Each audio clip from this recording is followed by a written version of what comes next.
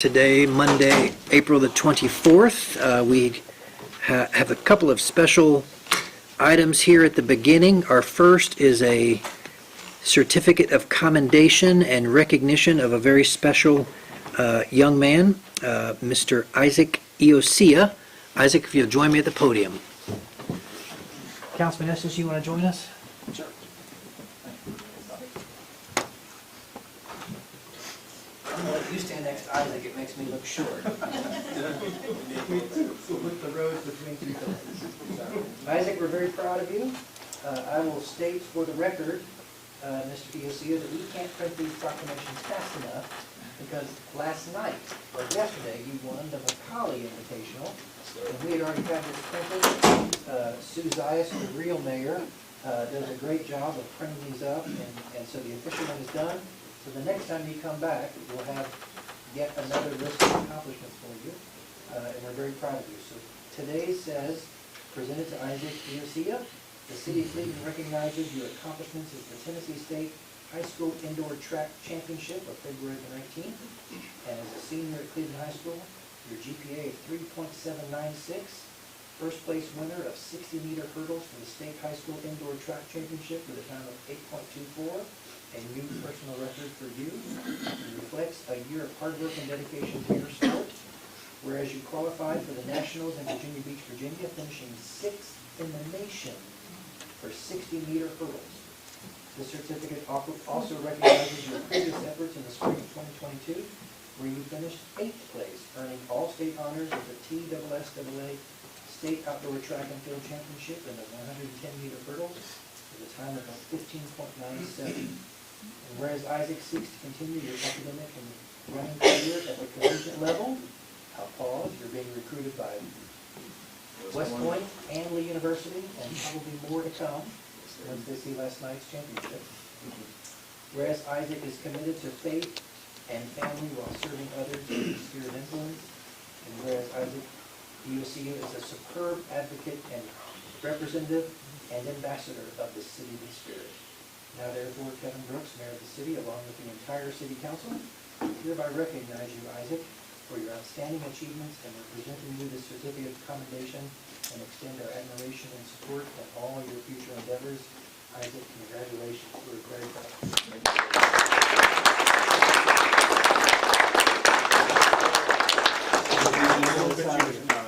You're the winner. You stand in the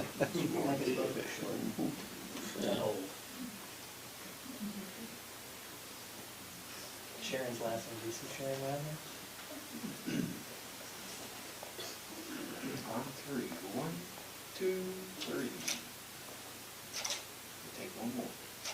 Thank you. Congratulations. We'll get you a new one printed up. Isaac, we try to represent, or try to recognize all the state champions from Cleveland City Schools. And we always say, you don't just have Cleveland High School on your chest, you represent the whole city. So we're going to take a little bit of credit in that, and thank you for it. Really appreciate you coming today.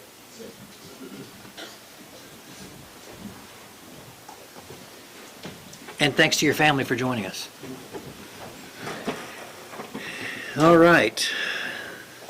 Pause while the mayor puts his glasses back on. All right. Special presentations and public comments. I think I heard a familiar voice from the radio that would request to ask permission to speak. Although we know you, if you'll identify yourself for the record. Thank you. My name is Bobby Ludwig, and I'm here to represent the Recreational League softball players that I've been playing softball now in Cleveland since I've lived here, since we moved here in 2004. And over the years, I want to bring attention to kind of the condition of the fields. There's been a lot of improvement at Tinsley Park, specifically at Tinsley Park. There's been a lot of improvement. I recognize that. Pickleball courts and the tennis courts, I think, have been redone. However, the softball area, and I want to be careful about not adding any hyperbole here. I want to be accurate in the statement, but I don't think, with the exception of perhaps some updates in the dugouts about 5, 6, 7, 8 years ago, there's been any improvements, including paint, in the softball area that I can see. And so this last year in playing, there's been some frustrations because some lights have been out. We've not been able to play on field 1, I think, since the beginning of the season, because the outfield lights are out. The first game we had, there were some infield lights on field 2 that were out that made it, questionable to play. We still finished the game. And that just kind of brought along a further conversation with the players on the condition of the softball area inside Tinsley Park. And, it's had a lot of consternation with a lot of players. There are a tremendous amount of your constituents and our, Clevelanders that play softball, whether it's church league, whether it's industrial, with a lot of the companies have teams that are out there, and all the spectators. So on a given night, on a Tuesday or Thursday especially, during softball, the fall or spring season, you almost can't get a parking space in Tinsley Park. There's so many people there, they're playing pickleball or on the softball courts, and so are the softball fields. So there's a lot of use of those fields, and I think it would be behoove any of you or all of you to take a visit and take a look at it. I wish Councilman Hughes was here. I understand he'll be here later. I've been in communication with Mr. Hughes regarding the condition. He requested pictures. I sent him some pictures. And quite honestly, when you go walk around when nobody's there during the daytime, it's actually quite worse. There is several surfaces that have no paint on the trim of the buildings. There's shoddy work in the scoring tables. They look like they tried to do some repairs and build up some scoring tables. They've never been painted. Subsequently, the boards are warping, the tables are warping.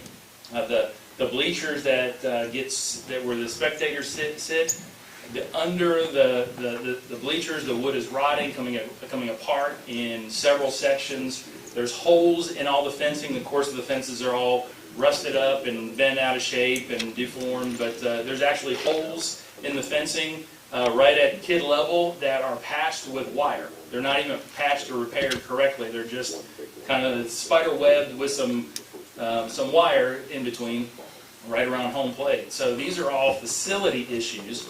I know Shanika's been making some efforts in improving the fields and getting everything in better. We've had issues in the past with drainage, and if it rains on Sunday, you may not play on Tuesday because the fields hold water. I can't comment this year about that condition of the fields because we really haven't had much rain to test what the field conditions are like. But for the most part, the fields are okay. It's the facilities around, and because they're heavily utilized. And there was a time I can recall in the early 2000s when we had probably 20 church teams, and we were playing at County Park over on Tasso. We were playing at Burke Park. We were playing at Tinsley Park because we had so many teams. And now you can play all the rec teams in Tinsley Park.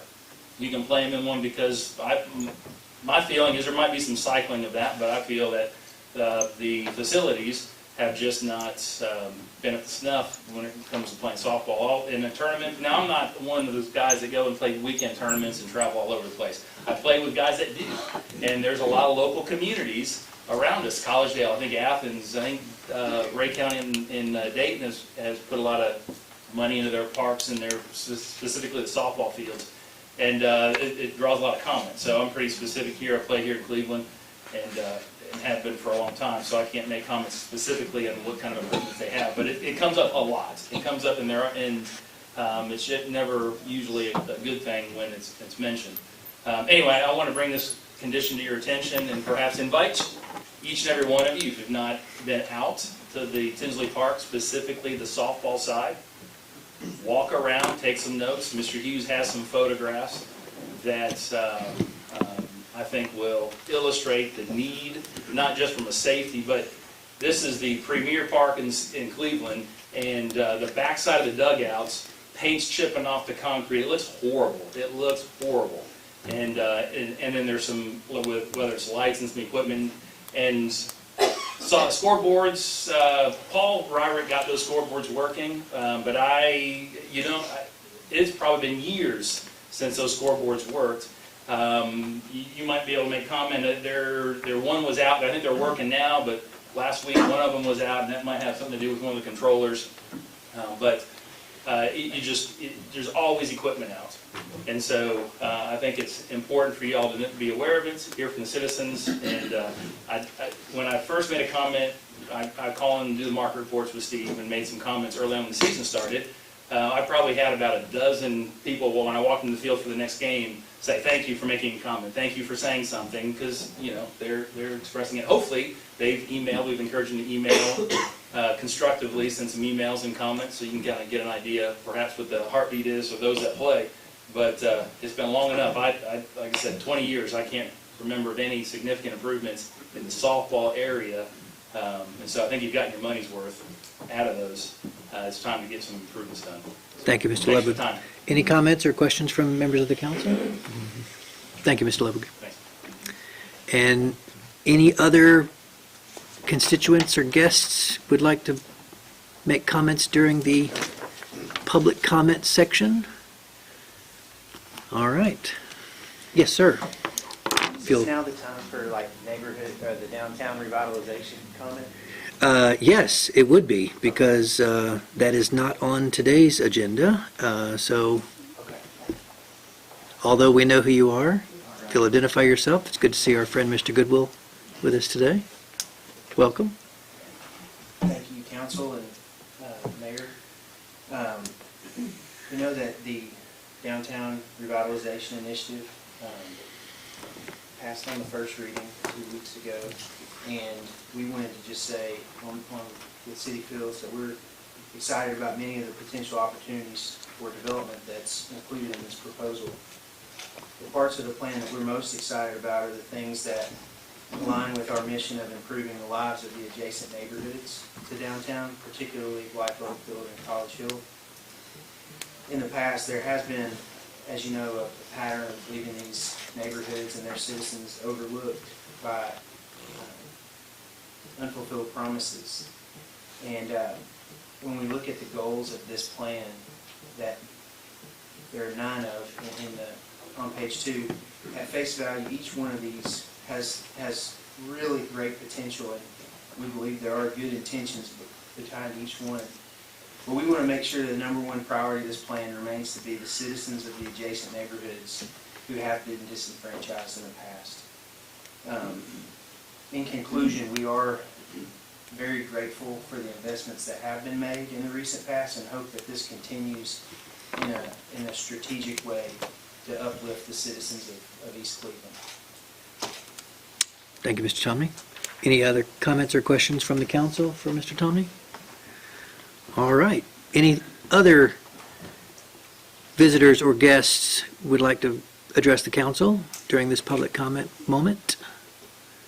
All right, seeing none, we will go to agenda item number 2, which is the city manager report. Mr. Fivas, you're recognized.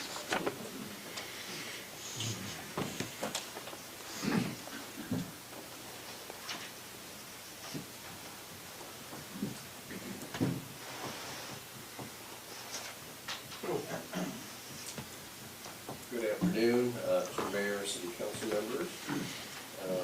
We have some interesting things to discuss here at 1 o'clock. I want to go out of order just a bit after we bring up Zachary Colescott, who is our new Jetport manager. I wanted him to make a formal introduction and who he is and where he's from and why he's here. So Zachary, if you could, or Zach, if you can come up and give us your 411.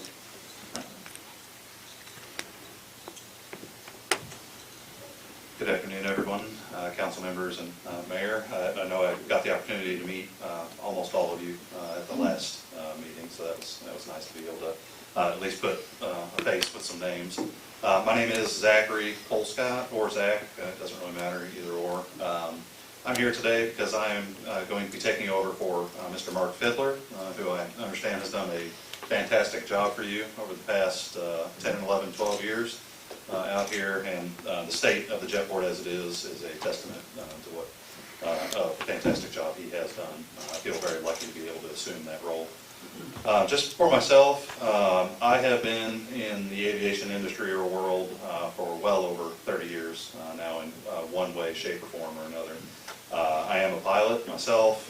I currently have a little over in excess of 2,200 flight hours in a wide array of aircraft, both large and small.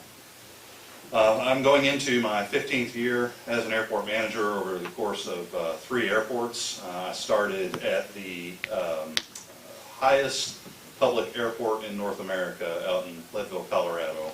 On the ground, you sat at a little over 10,000 feet there. Wow. And I have since then spent the last 13 years in Winchester, Tennessee, so just about an hour and a half away from here. Like I said, I'm going into my 15th year.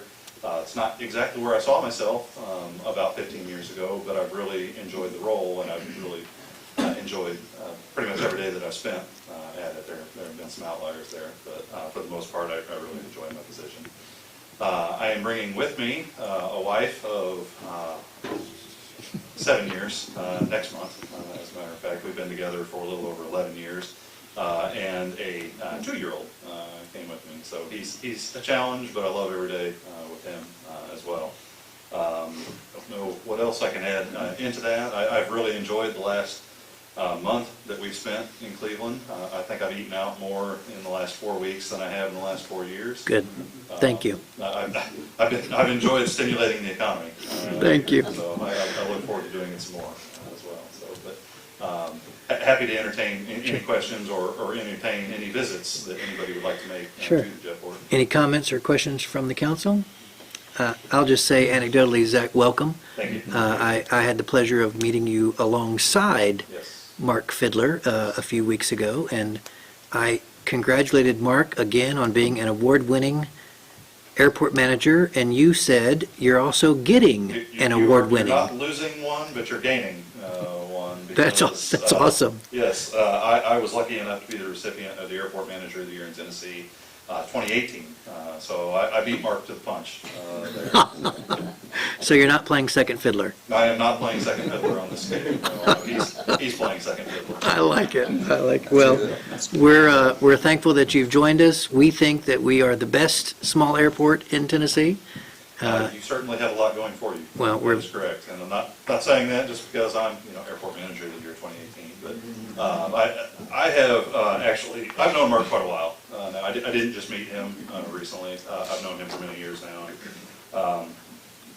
I'm not new to your airport. I've been here on several occasions, and every time that I've been here, I've been very amazed. I've been at several Zach, airports. stop using second person. Sorry. Use first person. We. Yeah, Our. Yes. Okay? Not you and yours. Funny, I used to be that way a lot more. I don't know what change happened there. Welcome to but, Cleveland. Thank you. We're happy that you're here. Yeah. But yes, I have been coming to our airport now for quite a while, and I've been to well over probably half of the airports in Tennessee. Awesome. So I'm very familiar with what a good asset the community has here. Truly. Thank you. Welcome. All right. Thank you, Zach. Thank you. Mr. Fivas? I undoubtedly will lay in bed tonight and probably get a chuckle out of the second fiddler. That was pretty good, man. You're welcome. We want to start, and at the last meeting, the mayor brought up Tivoli Park and talked a little bit about that. And I said that we would have the design by May 1st, but we happen to have it ready today, so I think we can jump into the second iteration of that. As we discussed at the last meeting, we had discussed it, I think, in November, and showed you a design with the parking lot and the entrance and softball fields and all of that. And the council, and that was the purpose of that, is bringing some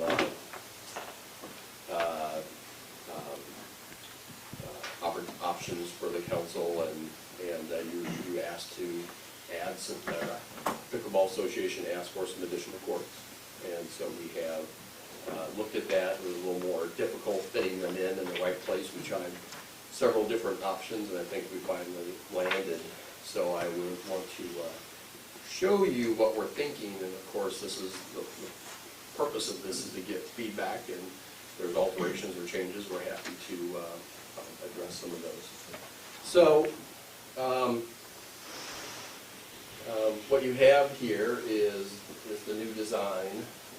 You're going to have copies in the next couple minutes in front of you. Literally, this is pretty hot off the press. Is If you recall, the last design we brought you, that you had the 6 pickleball courts down here that were connected. We thought if you're gonna go with more pickleball courts, that parking is probably a premium.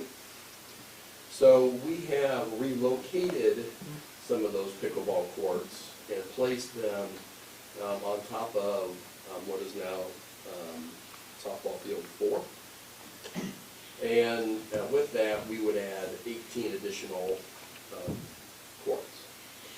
This would include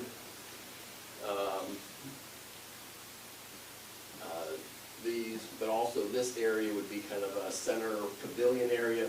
This is actually quite large. That's, I think, 45 by 45. So it's an indoor facility. If you have a tournament, if you have something that there's indoor, or people just waiting between games to be able to get in the shade and relax, be all concreted. This court right here can be set up and will be designed as a championship court. We'll be able to fence it off, temporary fencing with stadium seating around that if you wanted to have something available. Decorative entrance, and it would be all enclosed. Probably most important is that you have all this additional new parking along this side, so you're bringing much more parking than what you had before. Then you have, before, on the previous design, we had the traffic going all the way deep down into the softball fields and coming up and coming around like that. This one, we're just coming that people go into the back of the park and just turn right here. These little pink islands are probably lead-type speed tables to slow the traffic down, making pedestrian crossings more safe. Coming through here, and then you see the softball courts that we had already heard. I agree with many of the things that were said. And this is similar to what I think what Jonathan and I can get to that. What you had is you know, there's some work, there's some of the backstop fences need to be redone. A lot of the fences are rusted, and there's just general renovations needed in some of these areas there. So I think that would be included. We didn't show it here, but we would improve the road.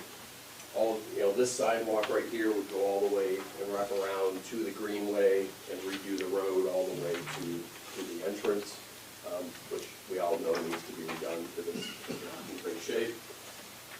So overall, you get additional parking, you get softball updates, you get a tournament facility for this, high quality materials, probably some stamped concrete that it'll look good. And I think we're not too far away from pulling the trigger on a bids.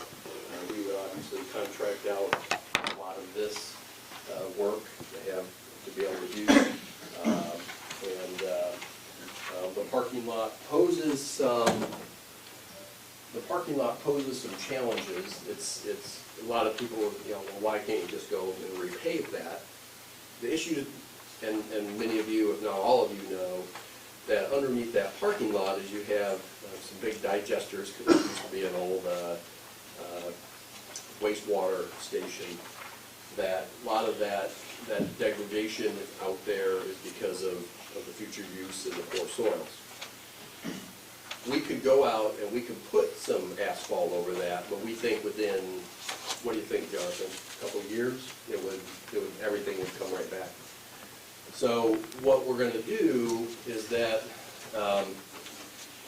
basically we're going to break up all of the concrete surfacing that's up there, not remove it, just make it into kind of gravel.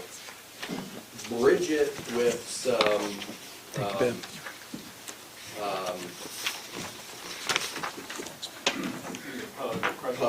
I forgot the most important word. Bridge it with pug, and then obviously compact it to a very high degree, and then put the new surface over that, and adding the islands and all of that.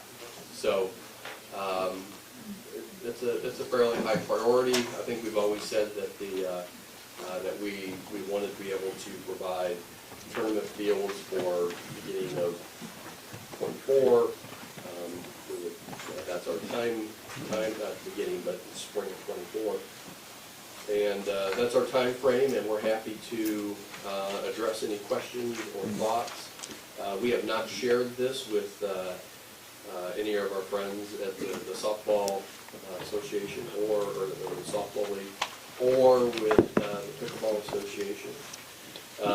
I think that we're actually really glad to hear the comments on the softball, because for a long time, we thought that people had forgotten about it, and it's the Cleveland Parks and Recreation that started this new league that brought more people out there that are now saying, hey, we want something better, and we think that's a positive thing for the community, because for a long time, having those fields out there, you couldn't really have leagues, you weren't really having a high level of use, and now we have people coming back to softball a little bit, and we agree with everything that was said, that it needs to be done.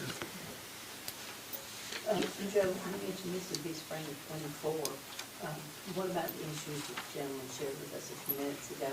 Can some of those be addressed, like before this is done? I mean, where do those issues lie?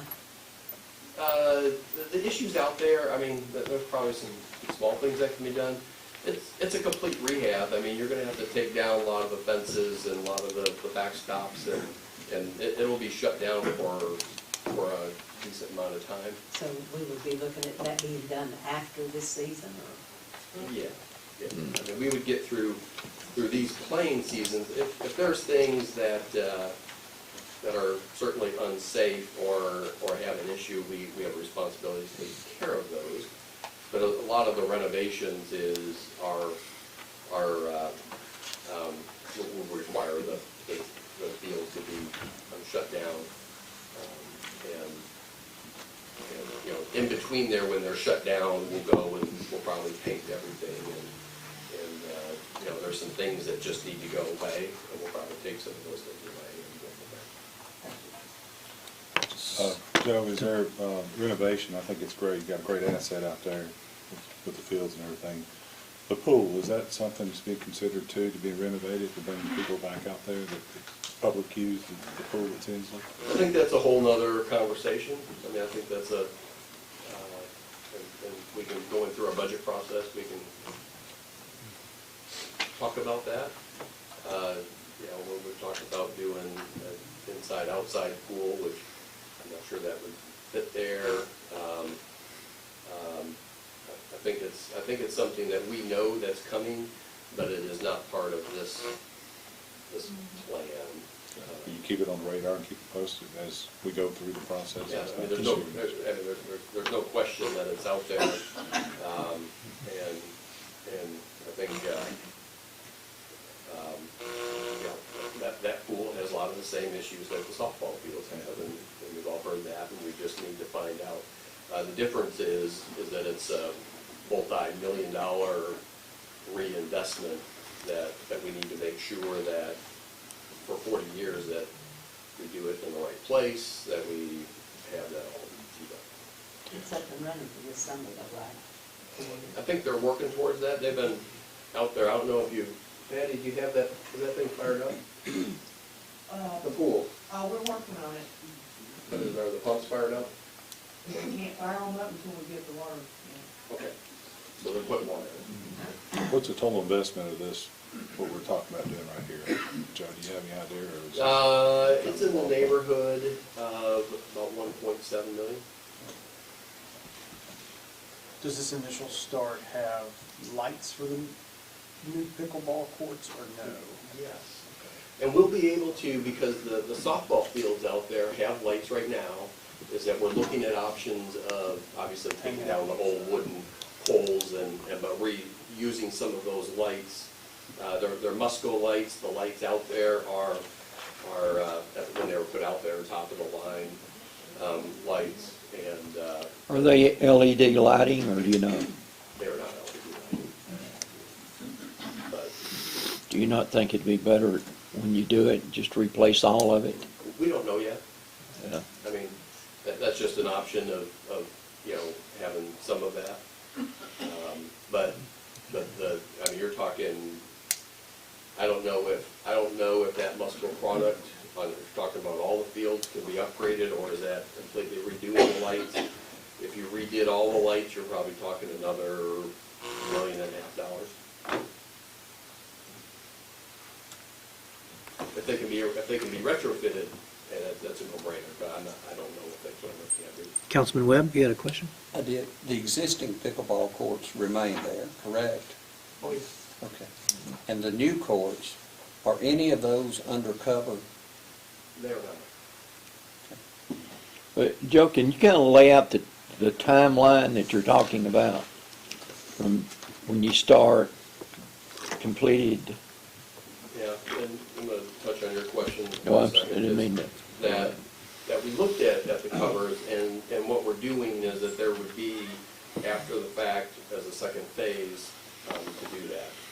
Right now, it was very cost prohibitive, as we looked at the manufacturer that has done that on several things, that the prices have literally doubled over the last, I think, 10 months. Timeline, we will probably begin moving dirt probably this summer, if not older, trying to create a pad out there. At the same time as that, we will have bids out, and those bids will come in to build that over there. So two things: grading, putting it on grade, bids out, getting a contractor to come in and build the courts.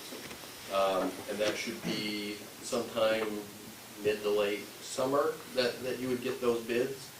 And then they would start construction, and we probably have a 6 to 8 month timeline. Because you're only talking, when you build those, asphalt, different layers of asphalt, the fencing that goes around. It's not that. Are you going to bid the whole project at one time or piecemeal it? We'll probably piecemeal it. I mean, the pickleball courts will probably be bid as one. Yeah. The other different, the softball stuff and some of the other stuff that there's more beneficial way to do that. But the parking area, you don't think you'll do anything this summer on it? Or can you put down the pug mix as a temporary and then top coat it at a later date?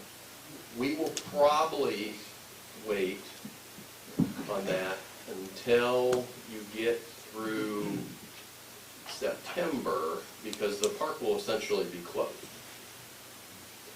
So it's a matter of waiting until a lot of, you know, you get a little bit colder, and then you grind it up and you put the pug down at the right time, and then you would repave the parking lot coming probably next March. So all of that would be done. It would all be paved and concreted next March.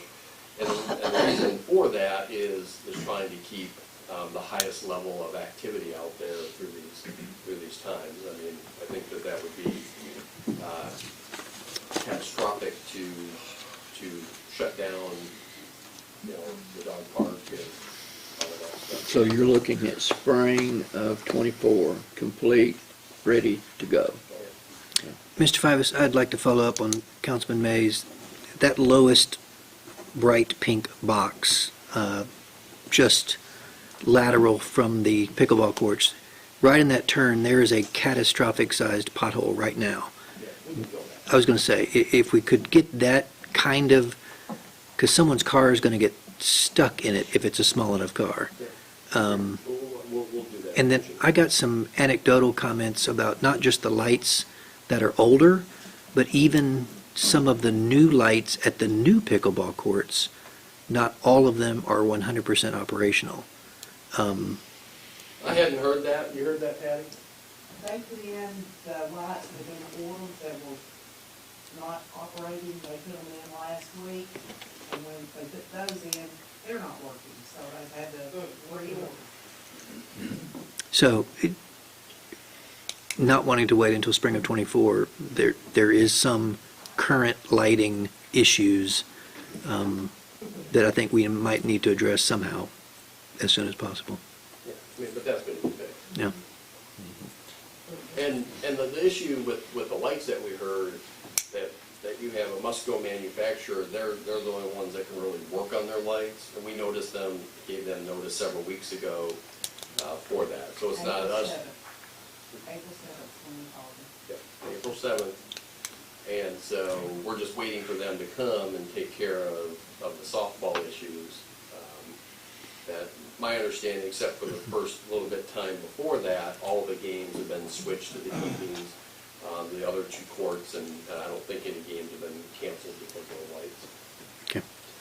Councilman? Joe, you may have answered this, but does this include anything for the pavilions, the picnic pavilions, and the restrooms that serve them? Why, you have an issue with them? Yes. They're worn out. They really are. Certainly. They really That are. was our original design, I just didn't put all that. That down at that other end, all the sand that was put out there, that whole area will be redone as well. Thank you for bringing that up. Do something with those pavilions, new pickleball, or new picnic tables, all of that. That whole end needs to be, have the same treatment as what we're talking about. And also, I would add too, when we're talking about the lighting, I would not let the opportunity go by without checking with Cleveland Utilities and their lighting program. Yeah, they've told us no in the past that they would do that.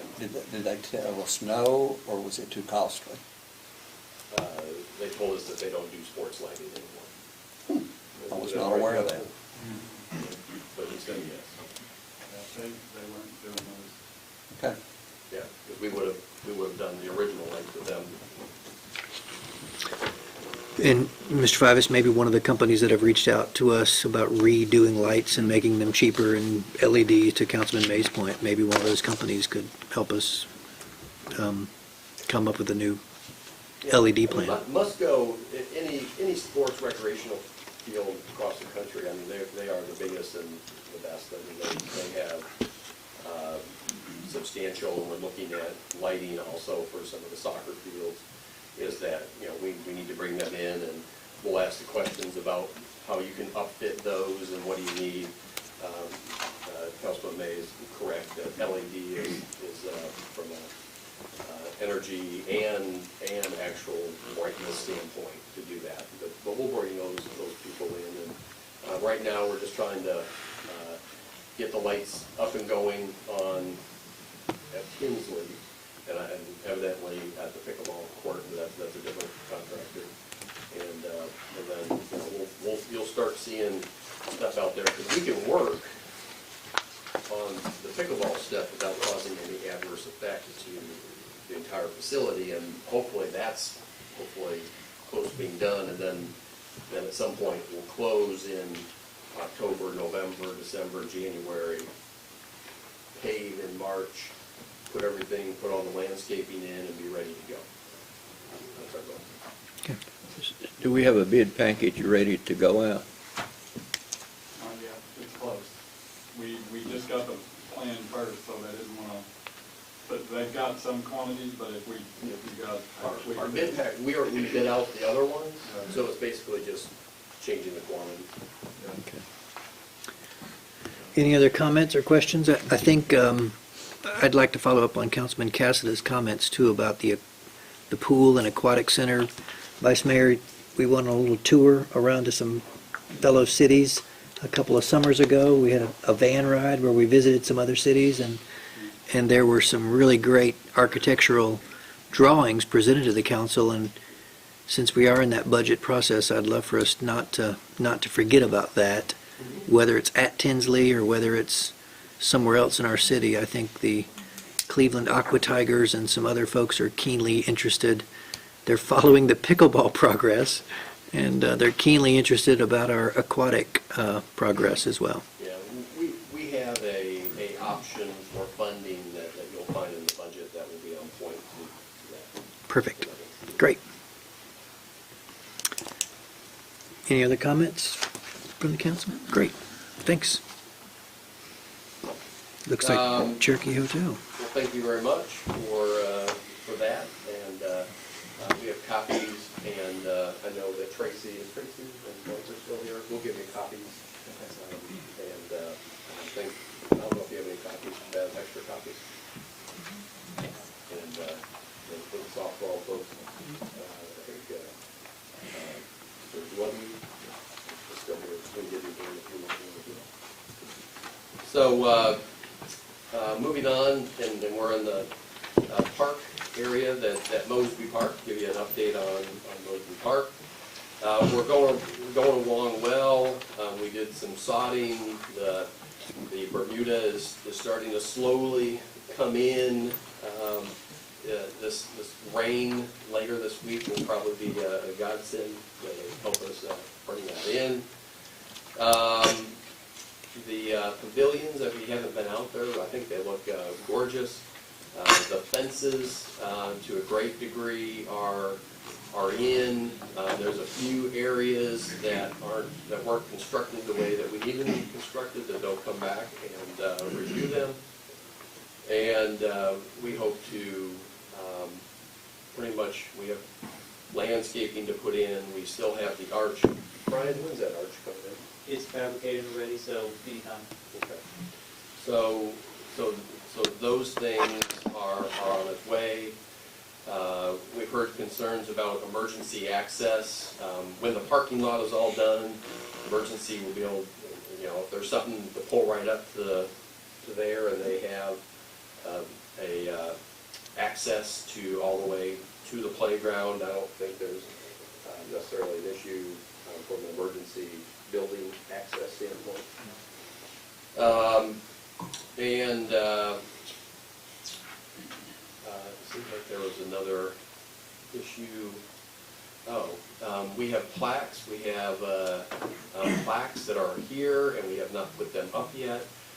One to dedicate the entire playground to Miss Jessie, which was the previous playground. During our public comment, we said, instead of having a little playground named after Miss Jessie, let's just name the entire playground. So we have a plaque dedicating that. Mrs. Tucker, we have a bench area planned for her over by the basketball field with some plaques and some other things. At the entrance, and I've shared this with Avery, that we took the old plaque that was out there, and we took it to an expert who redid it all and buffed it out and did whatever you do with an old bronze plaque. I mean, the thing probably weighs about 50 pounds.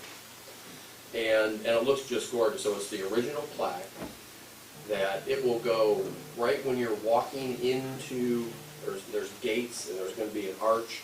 It's going to be right at the arch. So the old plaque will go. They'll have to cut out some of that concrete, some of the stone in there. So that will be right at the dead center on the entrance to the park. That you'll see the original plaque dedicated to Mr. Mosby that has been redone, and it looks great. Yeah, it looks good, Joe. The new fencing looks real good. And I saw over next to Mrs. Tucker that they were finishing the fence up over there, and the family, I've talked to a couple of them, and they're really pleased with the way the park is coming together. Everything looks really, really good. Yeah. When we go out and redo the, I think it will change a lot when we redo the parking lot, and you think the pavilions look all right? Well, yeah, the new pavilion looks great. Yeah. The old one, where they had the picnic area and everything, they are redoing all of it too. Yeah, they actually did that, and if you haven't seen it, and I should have brought pictures, they did it last week, and it looks, and it matches, the roof and the wood all matches exactly what was there. Is that Good. And so you'll look at it, and they'll look like it was supposed to be that way. Yeah. We have to reseed some of the grass over there. We originally reseeded it, then we got all that rain, and that happens.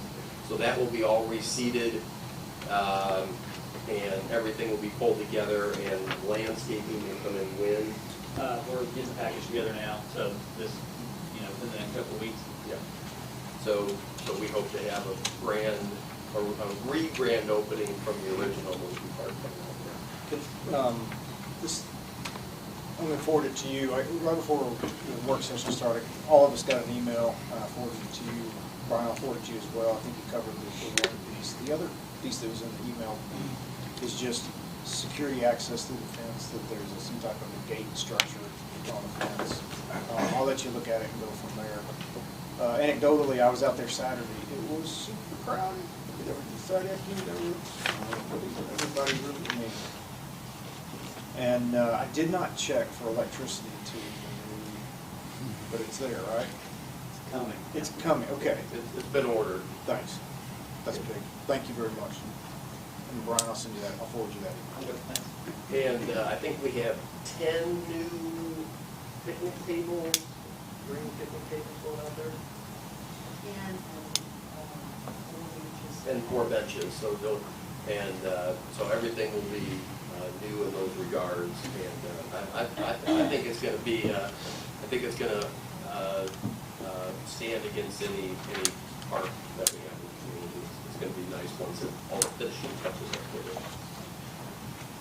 in. Now let's move Do you have a question, Ken? There are no more questions. I think on that. Councilman Webb had a question. Oh, yeah. Could we switch parks for just a second? We can't? Okay.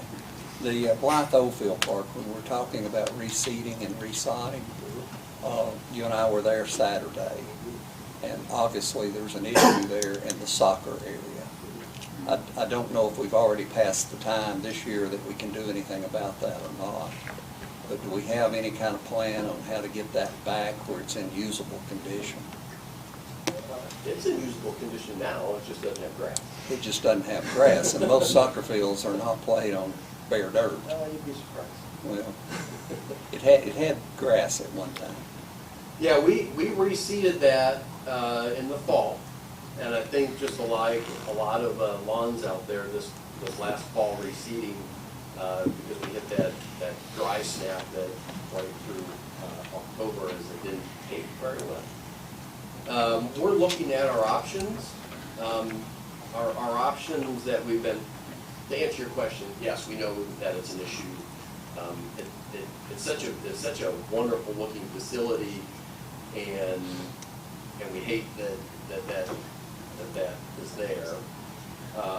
You can remove the soccer goals, and that would be, and they can go down to the other place where you have 5 or 6 different soccer fields. That's not my preferred option. Anytime you have a micro soccer field like that, I don't believe when you get into that kind of play, that'll be possible to really keep a good stand of grass. I think it will be a perennial issue, and growing it is you'll have to shut it down for 5 or 6 months, a year, and then they play, and then they'll kill it, and then they'll do it again. So we've looked at investing options of doing either, if you're going to do soccer, look at having some small turf area put in, which would cost a decent amount of money. But that would solve some of the problem and make it into a dedicated little soccer area. Is one of the options that we looked at. So we're having those internal conversations. And we'll continue to have those conversations and come up with some kind of answer. Yes, yes. I mean, right now, we'll continue to reseed it and do that until we figure out what we're going. It's just such a really nice park to have that issue. I have a follow-up question. I was at Special But it Olympics. shows that it's being used. That's right. And will continue. No question about that. I was at Special Olympics, which was a wonderful event. I wish Mr. Hughes were here to talk about it. He was part of the sponsorship. But I noticed a big brand-new scoreboard had Tarver Distributing emblazoned on it. Apparently so would a turf field at Blythe Oldfield have the opportunity for a Whirlpool brand if they donated the turf? Is that municipality-wise possible? Probably not. I mean, it's just pickup soccer. It's probably just kids and teenagers playing. I don't know if you've seen any, who actually, I've never seen the kids play soccer, but they obviously play a lot. It's all age groups. Is it? Yeah, and it's certainly Domingo. Sunday is for soccer, all day Sunday. Yeah, certainly cities, I'll defer to Mr. Kimball, but certainly cities can take and brand things with donations. We do that all the time. I think It maybe is misunderstood. possible. Yeah. I mean, I'm sorry. Yes, that piece is possible, but I don't know if it's actual competition that's over there. They might.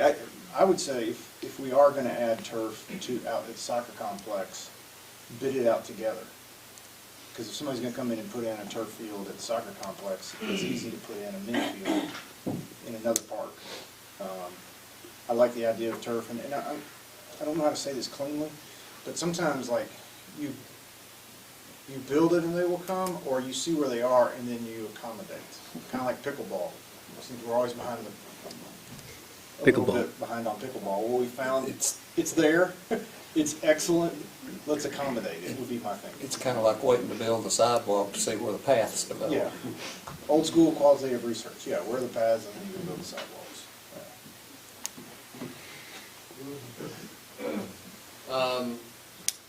Civitan Park, just to throw that in, is that we finally have gotten dates nailed down. Is that official? June 5th. They'll come in and redo all of the surfacing at Civitan Park. And at some point in there, our zoo animals will show up, and that will be, those will be installed. And there's a lot of that work that's already done. That's mostly contractors doing a lot of that. So that will come right on the heels of Mosby Park, and we're pretty much done with all of our current facilities. So. Just in time to build Jim Sharp Park. Which has started. We've been meeting with the light conversations, introductory type stuff, and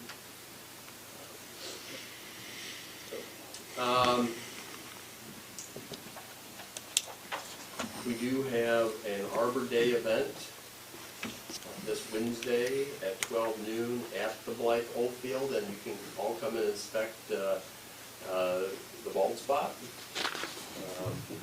out there. But there were some dead ash trees that have been taken down out there, and we're revitalizing those dead ash trees. Terribly infested with ash borer. We removed all of them, and we'll relight that fire out there. So please join us if you can. There was a great event out there this week. Got to see Ken race his Challenger. He's the reigning champion of tractor racing. The agony of defeat. Technically, it's called lawnmower. Yeah, he's dethroned. Yeah, and nice little crowd out there, and I give a lot of credit to City Fields and Dustin and Michelle for holding that event. And then they had 4 open houses. Is that right, Dustin? Did you sell them on site? I wish. We've got 3 offers that are being made. Okay, good. Congratulations. So, a lot going on, and we appreciate all that. So let's move to the Cherokee Hotel redevelopment. Last time I think we've talked, we had bids out for an architect. We had 16 replies for that architect. We had a team of Jonathan, Sean, and Brian sit through the interviews and had set questions, evaluated each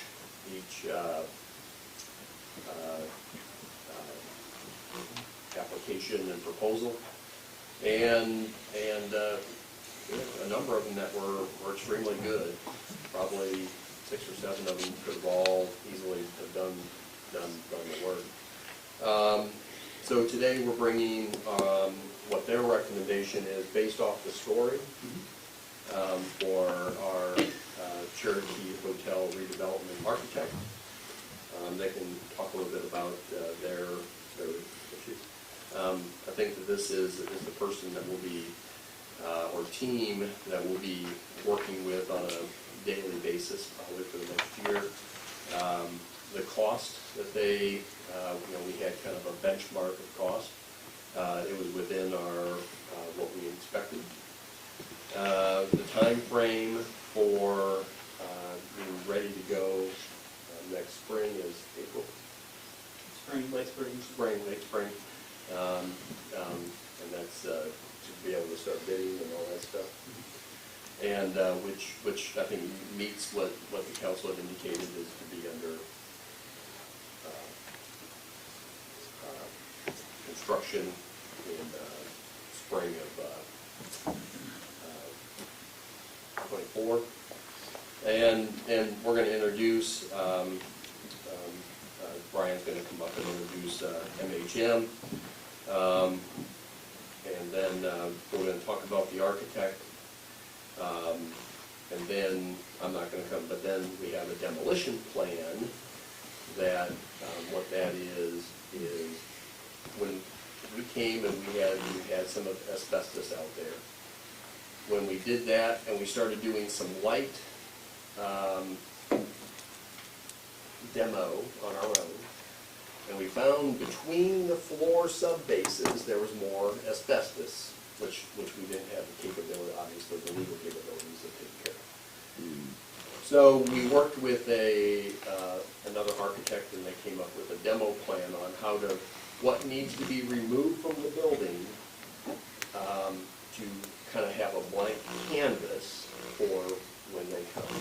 Many of the architects that we discussed this with thought that was a great idea because they can go in and they have that blank canvas to work with.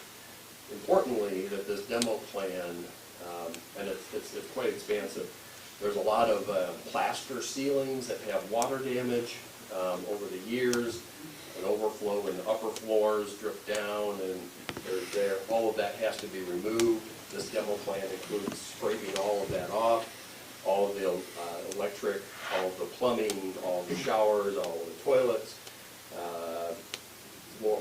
ceiling, wall ceilings, a lot of that stuff. And there's probably more. Brian's going to touch on it. So one of the two things is what this allows is it helps the architect, but it also that when you get the contractor is starting from go, and they don't have to do hardly any demo that we know of, and obviously through design you never know what comes up. So this actually saves time, resources, and some of it's asbestos, so it has to be done before you go in and actively work on that. Brian's going to come and talk about conversations on historic tax credit updates. We have a 3D model of the current thing they're going to show you to fly around. And we have a takeoff on the old logo that's been renewed to kind of show you what that looks like. So, with that, I'm going to hand it over to Brian, and you can do the introduction and talk about anything that I missed, which is probably wrong.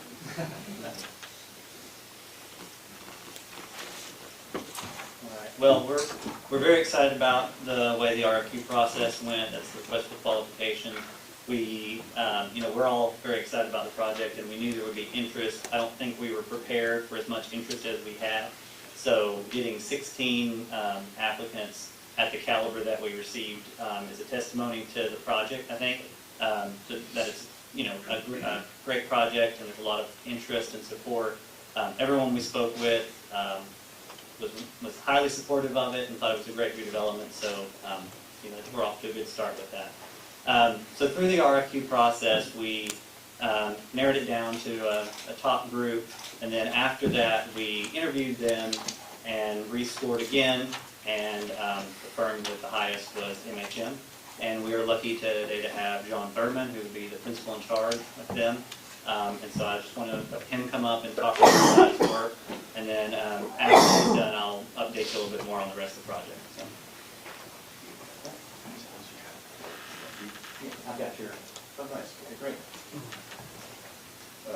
Council, Mayor, my name's John Thurman, Principal at McCarty Holzhausen McCarty Architects. We're based out of Knoxville, and very excited to be this far in the process and hope to be your architect on this project. Our firm, we're about 45 people and growing, and we've been around almost 60 years. But we've also, personally as the principal in charge, I've done a couple projects that received federal historic tax credits, which was one of the things that was exciting about this project. This is from our submittal, so I was just going to share just a little bit. I was telling Brian, as an architect, you know, we can talk a long time about our work, so I'll try to keep it pretty brief. But we're finishing up the City of Knoxville Public Safety Building. That's 200,000+ square feet at the old historic St. Mary's Hospital property. So we removed some buildings and then kept 3 buildings, and then utilized the program to be city courts, City of Knoxville Police, Fire, pension, a few other program items, emergency services. So accessibility issues and concerns, tying all those together, programming the buildings to where they all have the right communication and connection, but also independent and have public access, et cetera. So that project started in 2019, and we are about done in the month of May. So that's exciting. These are mainly renderings because we haven't finished the project yet. Maybe the next one. We're working, one of my partners is working on I shared this work. This is the AJ Hotel. It's on Gay Street, in Knoxville. It's a larger version of the Cherokee Hotel in the sense of maybe about 18 stories, I think, with a large lobby that's historic. And so we're in the middle of that project. We're further along than this one is, but bringing back some similar components of bringing back the lobby to its more historic character that's changed over the years. That's actually where they've most recently had our school board meetings. So that's in progress in design. Also a bunch of renderings we've done for that project. Next is a project I worked on, trying to show some of our reuse work of the same scale. And so this was Baptist MOB on the south waterfront in downtown Knoxville, just on the other side of the Gay Street Bridge. And this was, like I said, a medical office building, and we converted this into a Regal Entertainment's corporate headquarters. So all the different departments on different floors. We used, see a lot of color and to identify the different program types of that building. So we finished that a few years ago. Also did some components, changed the skin around a little bit, added some windows, added a balcony, but tried to use primarily what was there and make alterations on the interior. Next. Another historic project. This didn't receive any historic tax credits, but project on Gay Street, smaller scale, about 12,000, 14,000 square feet, 3 stories, a bank building on Market Street near Market Square. And tried to, this building was only utilized on the first floor. It really had no transparency. It was not inviting in any way. And then the bank has administrative offices here, and we opened up all the windows, made it much more transparent, but kept some of the historic components like the transom lights that had long since gone away. Used historic photographs to help recreate but not mimic exactly what was there, including, we added color to make it more vibrant, as well as the brand of the hotel. I mean, the logo of the bank is red, and so we used some color for furniture in specific ways. This project was finished recently, but also this has a lot of office components, kept a lot of the brick visuals as part of the history of the building that's built into what the feel of the interior is going to be. Next. We're working on a project in North Carolina that's also historic. This is working with the North Carolina SHPO, which would be involved, Tennessee SHPO would be involved in your project, taking 3 buildings, 2 dorms, and 1 classroom building. And these are done in let's see, early 1900s they were built, and a lot of stone, but once again, incorporating modern components, air conditioning, new classrooms, and modern technology into historic properties. This is one where we took a building in downtown Rockwood, Tennessee. The Rockwood Electric Utility was right next door where the green space is.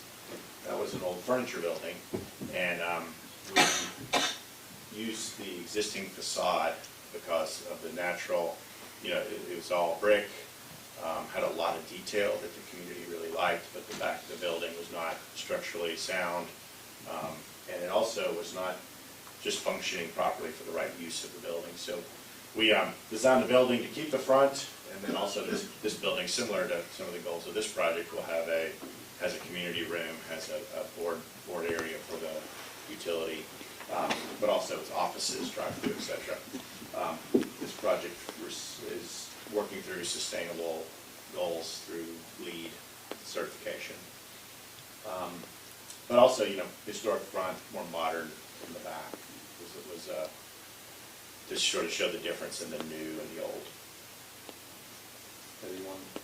Yeah, so I think there's one or two more. This is a project I did in the old city of Knoxville. This is on Jackson Avenue. This project received federal historic tax credits as well. It's the John H. Daniel Building. They were a clothing company, still are a clothing company, and they're North Central now, but they vacated the building. This is 4 floors, so 4 buildings. So this project's 100,000 square feet total, and spent a lot of time technically figuring out how to egress and connect all these floors and buildings with stairs.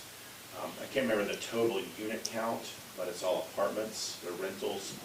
You can see some of the things we did. You see the exposed brick, but also some of the wood that we used where we had to cut chases for stairs and mechanical, etc. We used that wood. That wood was repurposed for connecting stairs in the building. So a way to take the components, integrate it into the project itself. They couldn't be used exactly in the same way. New windows, some repairs to the exterior, but large project that we worked with on federal historic tax credits as well. Maybe there's one more. Yeah, so the Taylor Lost project also was done a little bit before the John H. Daniel. It's a smaller scale, also apartments. I think this is also around 15,000 square feet, but this was where Arby's was on Gay Street, and there was a tailor shop above. But due to lack of stairs and other things, you couldn't access the tops. We integrated an elevator, new staircases, put 9 units, 9 residential apartments in here. But there were things like tin ceilings, like that you see, that were repurposed in certain places. They were part of the historic building. So just a little bit of our work to sort of share our excitement over the historic projects, and also the reuse and revitalization. So I'm happy to sort of answer any questions about our firm or our proposal or anything like that. Questions from the council? So how do you like the building? I like it. It was fun to walk through. I came to the pre-bid and you had a lot of interest. Your team put together a really nice RFQ. I think that was one of the things that drew out a lot of people. It was really well organized. So it was fun to walk through, and I think we'll make a great project. Great. What kind of role will you say Tennessee Shipbuilding State? State Historic Preservation Office, yeah. What kind of role will they play in this? And I can cover that too. Sure. One of the things we're talking about is the historic tax credit. So, and then the other thing is the demo plan. So both of those things kind of go hand in hand with my next few points. I can answer your question. So we do think this is a project that qualifies for historic tax credits, but the question is, how does a non-tax-paying entity monetize tax credits? There is a legal process for that, and we've had a few people reach out to us about helping us with that, and so we're still kind of in the interview phase on that to see how they may help us. But basically, the architects will make sure with their consultants that we qualify for those credits in the design, and then this consultant would be able to help form the legal structure to where we could actually monetize those and use that back into the budget of the project. So they have to approve of the design, but also we're going to be working in this demo plan. We're going to be working with our consultants to make sure that everything is documented that has to be taken out of the building before it's taken out, so that way, anything that needs to be recreated or brought back or mimicked, we can have all of that documented beforehand before it's, out of the building. Does that answer your question? You see any problems with all those pieces falling into place? No, not at this point. I mean, we're getting started. I brought on a consultant that helps with the application that we've used on these two previous projects. And it did work, you got them in Knoxville? On the two projects we pursued, that did work out. There's multiple parts to it, phase 1, 2, and 3, so they'll guide us through that. And but like Brian said, there's a large documentation process that occurs at the beginning. You work with the SHPO in your application to make a submittal. So we'll work through that. We've got to dive in. We're just getting started, but yes. How different is the AJ from the Cherokee? I think there's similar components, just scale. Okay. Yeah, the scale is much larger, but the lobby is everything's just a little bit smaller. I'll touch on that too. So one of the things that, the RFQ team had a really difficult decision to make, and really with the quality that came in, we were kind of splitting hairs, I think. I can only speak for myself. It's a blind scoring process, but I think that the number one thing that drew me and us to this firm is how the overlap in the portfolio. So we're seeing a lot of things that are going to play into this project, and so I think that's probably what helped, in that scoring process to make that decision. Brian, I'm not familiar with how the tax credits work, and that's why you're dealing with a consultant, that's good. But has there been any discussion about those tax credits being able to be used against FICA taxes? Not yet. So we're still, beginning the conversation with them. They're the experts on it. They're kind of teaching me that side of things. So, but yeah, well, I'm sure we'll have that. It may be something you want to ask. Mm-hmm. And we're also looking, there's always new legislation, so we're looking to see at the state level if there's going to be anything that's offered for this project. Then I know that's been a topic of discussion at some point, so we're looking into that also. And I'm sure you've already thought about it, Brian, but I think there are Main Street facade grants and other things that this definitely would potentially qualify for. There was an interesting comment by the architect about LEED certification for one of the other buildings. Did our RFQ include, we had that authority conversation last meeting, and solar came up quite a bit. And is there a LEED certification component to our project? There isn't yet. It doesn't mean there can't be. It's something we can certainly discuss. It's one of the things that we've been finding with projects is with energy codes the way they are now. Energy codes have caught up to the LEED process in some ways. So it's different than it used to be several years ago, in that a lot of the things that you're doing automatically end up fitting into that LEED category. So it's something we can look at, though. I just think it would be great to have not only a brand-new municipal complex, but for it to be LEED certified would sort of be a ribbon on top. With solar panels. Yeah. So also, I think he mentioned that Chris Gaylor with IT has put together. Do you want to come up and talk about the model that you built? I can come up and talk, or I can talk from here. Well, he may need to talk back from there because he's got to drive it. But he has some.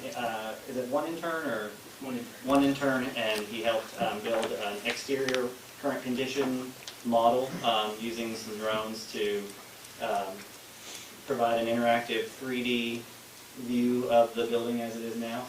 We're hoping, to be able to do this again after it's all cleaned up and everything's complete, and have a side-by-side of those two things. So it's neat that he's able to document that on the front end.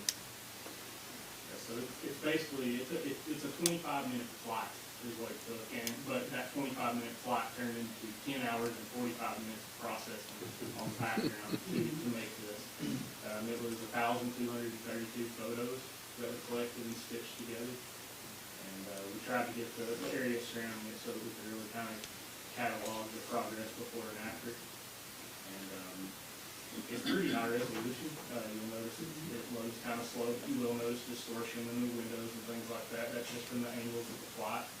And reflectivity and a bunch of other stuff that I won't bore you with. But it was really interesting to us how well it turned out. It was probably our biggest 3D plot so far, and the most successful, I think. Quality-wise, I'll hang down here to the United Way building. Actually, I think we're all pretty familiar with those murals, and you can see the quality of the plot and the product that came out of it really well with that.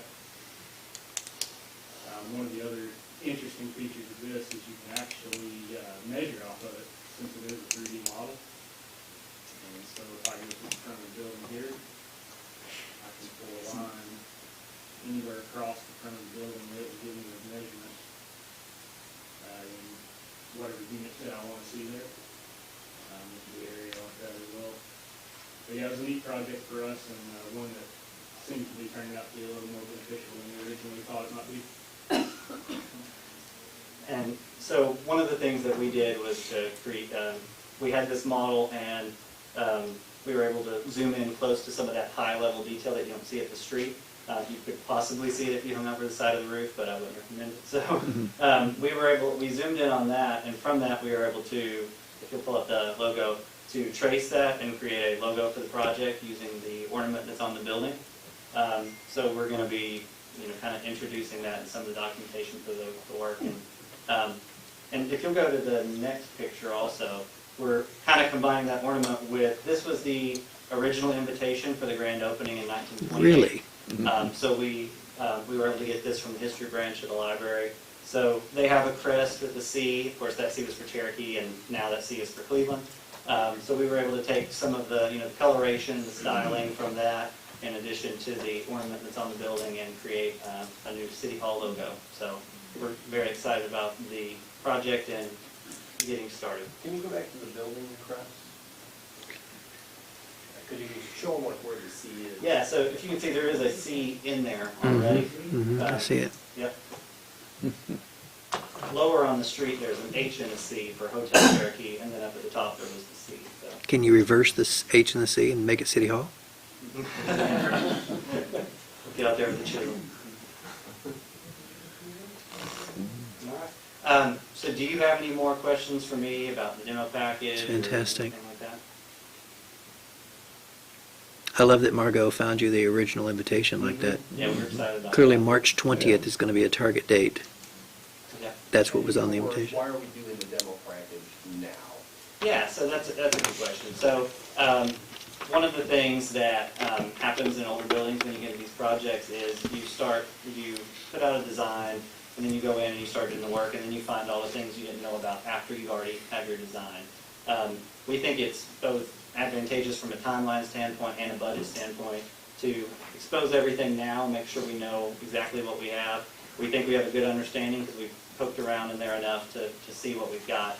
But just make sure that all of that, the drop ceilings and all that stuff is out of the way while we're in the design phase, or even on the early side of it.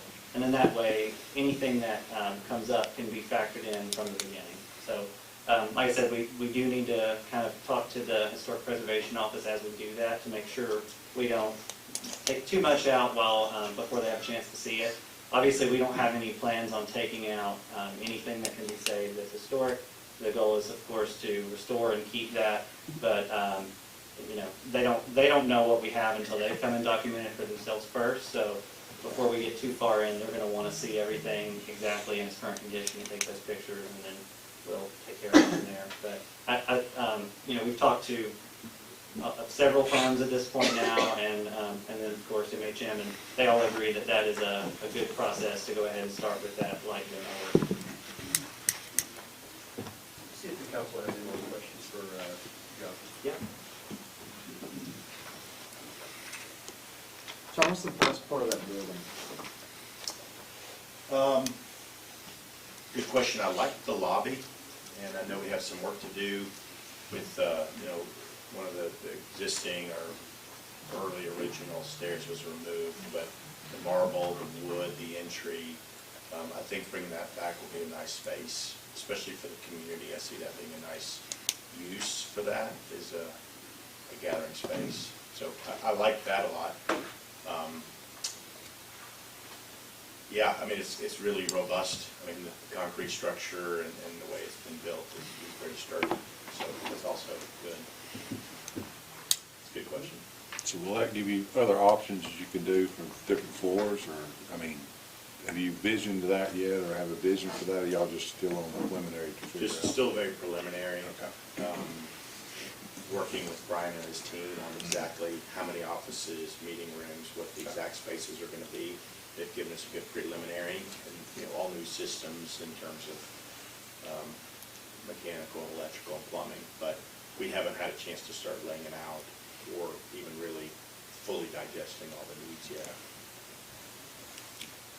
And before doing any work on it, the budget seems to be in the ballpark. Yeah. And obviously you're not. Right. You haven't done any of the work Yeah, yet. we're just getting started on it, but the budget we've talked about is, it's not surprisingly low, or we can make something work there. We've got a cost estimator involved in our team, and so each phase of the project, we will do cost estimation, which helps gauge the market where we are at that time, and/or make sure we bring the project in, at design, with your budget, as opposed to wait to the end and having to make some changes. So we'll be working throughout the whole thing on the budget timeline. The building next door, Roy Alternators, will be part of this project, That's right. Yeah, Royce is a part of the project as well. What would you call this style of architecture? It's not Art Deco, although that's the time period. And you got federalism right across the street. What is it? That's a good question. I don't know. I hadn't thought about that, but you're right, the time frame would allow. Well, looking at your logos and everything else and the font on the invite. I'd call it classical revival. Yeah, there you Sure. go. It's more ornate for sure than anything you would see in a deco. Yeah. But I mean, it's got, obviously it's got touches of that on the inside. You can't. Right.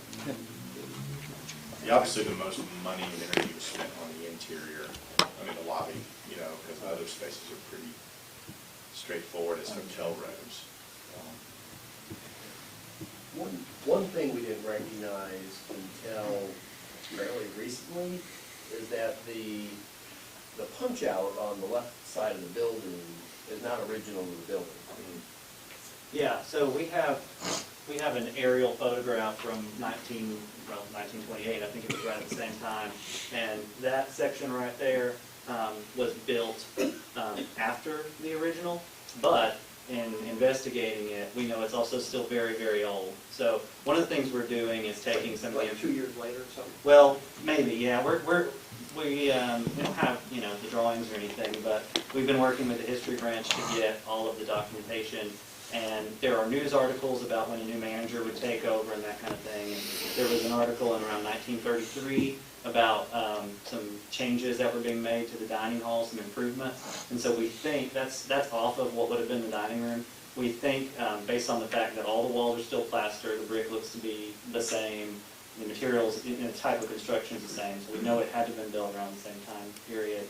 And we think that it was a part of those dining room improvements from the new manager who took over. So there's some of the, I don't know if you go on eBay or anything, there's postcards that show the pictures of the Cherokee. And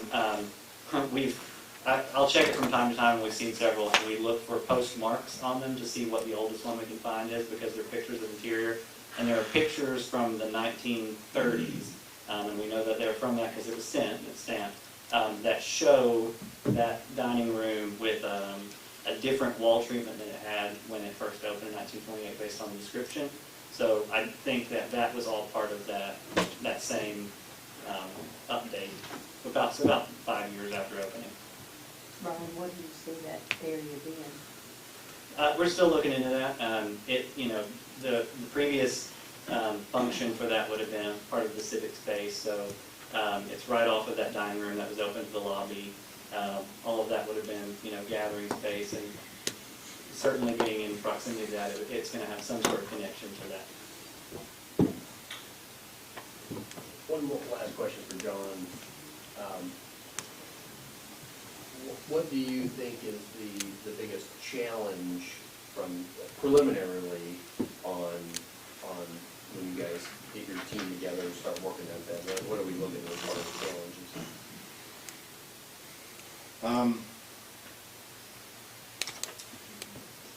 I mean, I think we haven't studied it completely, but the ramp, there is accessible entrance on the back, which is good.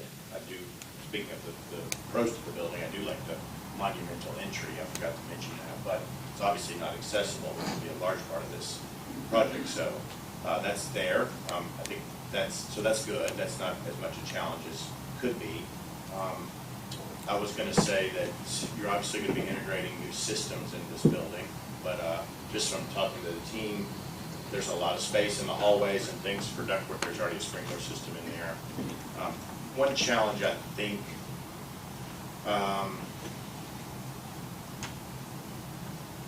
I had something on my mind, but then I started talking about other things that weren't the exact challenges, but accessibility, just making sure the public can get in and all that. That's right. Yeah, and we're gonna have to think through balancing, the components that we're having to bring back. What's the right historic, you're not gonna match it exactly, but how to make it look like it's part of the project and not foreign, but also not replicating the history exactly. So. The bump out, the stairway that was added, Yes. yeah, That what was do gonna you be a see challenge. doing with it? That you reminded me of my challenge, thank you, because I thought, you're obviously gonna need the two egresses, you have one internal to the building. And So you can't do one in the center and, Well, I think that we haven't studied it enough yet, but I think the reason it was probably there is because it was needed for the previous use. We can study that if one is sufficient and that can be removed. My feeling is it probably can't be, but my also thought was just the cladding and how it was surrounded. yeah, It isn't really fitting. to in make the it character. compatible with the building Right, if we leave it? It's not really, Yeah. it's not the best part of the building. Yeah. And so even though the stair may work structurally, is there a better finish material to Yeah. make it? Anything fit would for be this whole better. project? That won't be hard. Yeah. Find something better. Right. So I think the answer Yeah. is yes, but Yeah. working through that, I mean, that'll obviously be a big part of the project Yeah. too, because it's very visible. And, Yeah, but trying to keep what's there from a cost standpoint will be important. I mean, not what's there, the structure of the stair. Yeah. is what I'm trying to say. understand. So we still have to do some code research in terms of how all the stairs and egress function and that. So we'll be working closely with the team. I would concur with Councilman May. That is my least favorite. In fact, I think I asked Brian, very first thing, let's get rid of that stairwell. Get rid of it. It's just so unattractive and so unmatched to the rest of the, clearly it was, oh, we gotta have one, what's the cheapest alternative Right. out there? And 40 years later, or however many years later, 60 years later, it's, Yeah. But that area is not conditioned, is it? It's not, you can actually see the little openings. Oh, yeah. Yeah. Yeah, that's just, there's a little, it's just a fence, so it's pretty open air. I mean, it's enclosed, which it needs to be, but it's Yeah. basically open air. There's a doorway that connects you behind there into the building. Yeah. I think we'd be remiss for not thanking Mr. Gaylor in this incredible, I was sent a link to this and to my wife's dismay, spent an hour moving it with my finger. It's fascinating. Even on your iPhone, it's still very, very visible and quite intriguing. I look forward to seeing it, the progress.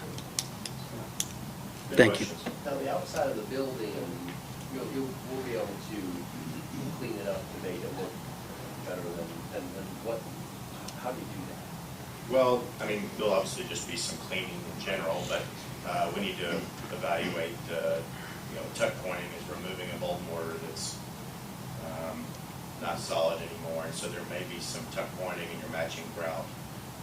We need to look at the windows. Is that going to be part of the project or not? How does that balance with the budget? That sort of thing. So, obviously the utilities and how they enter into the building, reevaluating all that. So, But the back brick looks like it's been retucked at some time. I think almost all of it has. yeah. Almost all of it? At some point, yeah. at some point, yeah. It looks pretty solid. Talking about cleaning them? Yeah, which would, There's, I really, I mean, a lot of what you're seeing is just staining, just from over time, so I think even that's gonna go a long way, and then, bringing the original street level facades back, and getting rid of some of the additions over time, some of the signage and that kind of thing. The AstroTurf. The AstroTurf. I couldn't tell if that was turf or mold, It's- or both. but, I got one other question on the top, been up on the roof a couple times.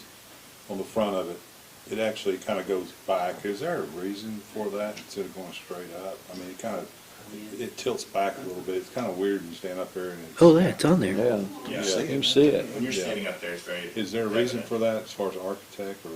I'm not sure that was intentional, but I know we have a structural engineer on our team, and actually the same one who did the initial report, and so maybe there's a way to brace it as part of that project. Yeah. I'm not sure it's structurally unsound, but it also does look, it is leaning when you're standing there. So it's leaning back, not leaning Right. forward, but. Maybe the mason laid it from the roof on the inside. That Could have, yeah. Looks like metal thing there in the middle, is that gonna be removed? If you're talking about the main box, that's the top of the elevator. Yeah. So all of that's there, and it is required to be there to house the elevator But equipment. it'll be approved. Yeah. Yeah, we'll look at the entire exterior of the building, and Yeah. obviously with all new mechanical, I'm not sure if we're gonna end up with rooftop units and other things, but hiding that from public view is I heard rooftop bar is what I heard. John, are you excited? I'm very excited, Yeah. yeah. No, this is a really exciting project for us and our team. We've come down and looked at it a couple times, absolutely. Yeah. I mean, they're fun to bring these buildings back to life. And I was excited seeing what was there already and the history you've had of the project and been able to pull from the historic resources. It'll make it a fun project, and your team's really excited, so I think it'll be just a really, I love the idea of bringing the program together for the community, for everybody to come use this as a city hall resource, so there's a lot of great things about it. It's How do you exciting. feel about the building beside it? Boys alternators. Yes, how do you feel about being able to bring that into and make it fit the Cherokee? Right. Well, I mean, I think it's obviously got a masonry exterior, and it's similar, it's got some, it's not the same character, but obviously it doesn't stick out as much. We really need to study it, and, I mean, the interior, we're gonna have to do some major work on. But the shell, I think, is nice, and I could see a little entry right here in front of the building between the two services, where there's currently a little parking bay. Would you feel like you can make it blend real well with the? Yeah, we can, we'll work to bring it together. That's the fun part of the job. You know, Brian and John, the HHM project, which is a phenomenal restoration project on the other end of this same street, the former Moore building, they've done an incredible job, but I've heard talk about how the fire station and the HHM building, there wasn't as much separation, or is the same or similar with Roy's, and what is a boxing facility behind it? Are those, When you mean separation, you mean like, oh, I see it, there is separation. Yeah, Okay. it's an alleyway. Yeah. yeah, you mean from a safety standpoint? No, I just heard that the firehouse and HHM, that there was, they shared a wall or something. Single lot line. Yeah. Yeah, no. Zero, yeah. No, we are freestanding. So. Okay. Yeah, there's Flash Fitness. Good job, Mr. Gaylor. You can see the boxing. And a 1963 Jaguars in that other building. All right. Great information. Yeah, thank you very much. Thank you. Same thing. I thought the same thing.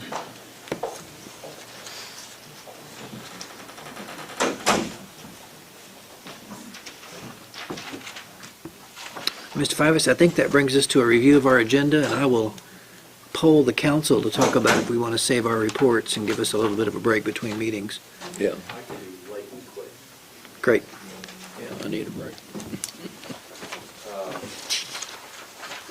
Did review of the agenda for 3 o'clock. We have the consent agenda where we have the final passage of zoning ordinance 2309. This was voted on at the last meeting. It's a rezoning of 1.4 acres located at Blackburn Road from CH to R2 in multifamily. Before you guys approve it, the planning commission will approve it as well. Item B is the final passage of zoning ordinance 23-10, zoning of 0.41 acres located at Ohio from R1 to R3, same situation. We have the bid report for the Cherokee Hotel abatement and demolition. We have a bid report for the laundry and dry cleaning services. We have item E, motion to extend the paving contract with China Construction. We have item F, which is a change order 1 with the roofing project. We had budgeted last year, or this year rather, to do the quite extensive new roof on Fire Station 1. One of the challenges that they've run into is that there are some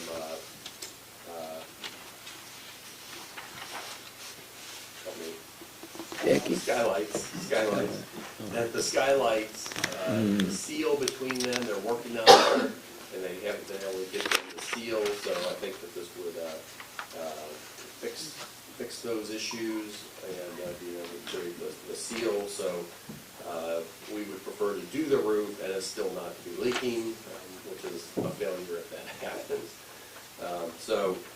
Moving on, we're doing that. We have a surplus item declaring the 2004 Ford Explorer surplus property to be sold to the Bradley Cleveland Community Services Agency. This would be at a for their Meals on Wheels program. It's still in decent shape. It has about 100,000 miles. We put some money into it from a battery and looking at the brakes and basically installing them for what those costs are that we put in there. And like I said, it has about 100,000 miles, and it should be all right for them. Item H, Resolution 23-30, which is authorizing the mayor to sign a grant agreement with the Department of Transportation with the Rebuilding the American Infrastructure RAISE grant. This is a grant that we got a long time ago, and Federal Highway and Federal DOT finally sent our grant agreement. This is the redoing of 3rd Street corridor with a flyover and then reconnecting into Inman Street. This will be, you will see a lot of active participation on this. This will require public participation, so there'll be a steering group formed, working. We've talked to the downtown folks about participating with that, but this will be, it'll be necessary to have a lot of feedback to make that work. Item I, which is 23-31, is authorizing the MHM Architectural Services. Item J was authorizing the mayor to sign a contract for the LIC North. This is just a contract assignment. I believe they're out paving LIC North today. Tomorrow? Today. So they're actually doing paving. We're probably as frustrated with this project as anyone. This again is a state project. I think the contractors run into issues on other projects that may or may not be Highway 60, and it's just been a struggle to get them out there. I believe we are getting authorization to have liquidated damages. We're getting close. Talking about that. We have our on-site consultant inspector that we pay for. And so the longer it takes, the more we pay for that. So we hope to recoup some of that. And this is a contract with the county and the city. We understand that the state is going to give us another $400,000 for this project, which will help. that would be very beneficial. It would give Robert a lot of credit for pulling those strings when the next time I need money, I'm going to Robert. So we appreciate the TDOT for doing that. Authorizing the grant to submit an application for the energy efficiency block grant to support the energy efficiency projects. Basically, this is part of the federal money. They allocated to us $78,000, I think, that we get, and we will put into our current buildings for upgrading the LED lights, putting on timing sensors and doing other things internal to some of our current buildings. Then you have just the reappointments of zoning board of zoning appeals and zoning board of adjustment. That's all I have. Those are the business items. All right, thank you, Mr. Fivas. Members of the council, we've got about 18 minutes, 19 minutes before the next meeting. Do I see or hear okay for skipping the reports of your 1 o'clock meeting and doing those at 3 o'clock? All right, we'll move that to the 3 o'clock agenda. I have no further announcements. We will stand adjourned until 3 p.m.